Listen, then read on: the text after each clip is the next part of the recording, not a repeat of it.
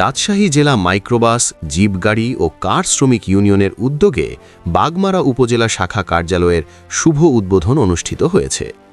রবিবার ভবানীগঞ্জ বাজারে অবস্থিত নতুন কার্যালয় এক আনুষ্ঠানিক অনুষ্ঠানের মাধ্যমে এ উদ্বোধন সম্পন্ন হয়।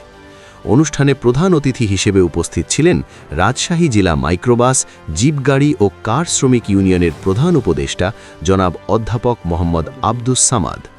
বিশেষ অতিথি হিসেবে উপস্থিত ছিলেন ট্রাক শ্রমিক ইউনিয়নের সাবেক সভাপতি জনাব মোহাম্মদ আখতারুজ্জামান বল্টু। কার্যালয়ের শুভ উদ্বোধন করেন রাজশাহী জেলা মাইক্রোবাস, জিপগাড়ি ও কার শ্রমিক ইউনিয়নের সভাপতি জনাব মোহাম্মদ শফিকুল ইসলাম। অনুষ্ঠানটি সঞ্চালনা করেন সংগঠনের সাধারণ সম্পাদক জনাব মোহাম্মদ জিলহাজ হোসেন। অনুষ্ঠানে সভাপতিত্ব করেন বাগমারা উপজেলা শাখা কার্যালয়ের সভাপতি জনাব মোহাম্মদ মামুনুর রশিদ মামুন।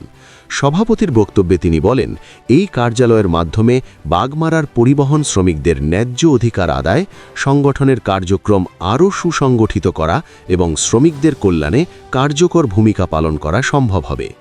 বক্তারা তাদের বক্তব্যে বলেন, শ্রমিকদের ঐক্যই তাদের শক্তি।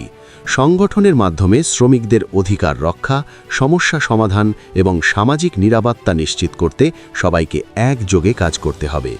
অনুষ্ঠানে ইউনিয়নের নেতৃবৃন্দ, শ্রমিক সদস্যসহ বিভিন্ন শ্রেণী পেশার মানুষ উপস্থিত ছিলেন। শেষে দোয়া ও মোনাজাতের মাধ্যমে অনুষ্ঠানের সমাপ্তি ঘোষণা করা হয়।